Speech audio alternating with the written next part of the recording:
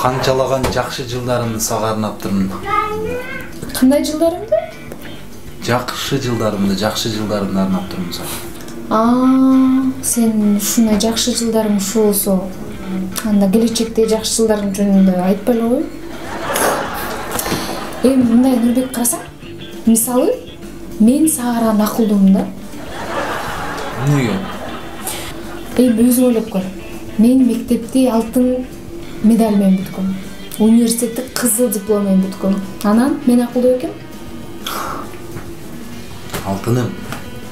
Өзүң ойлонуп көрсөң, алтын медаль, күмүш орден менен бүткөн, кызыл диплом менен аяктаган, кызды алган мен акылдуубу же сен акылдуубу? Чалачы.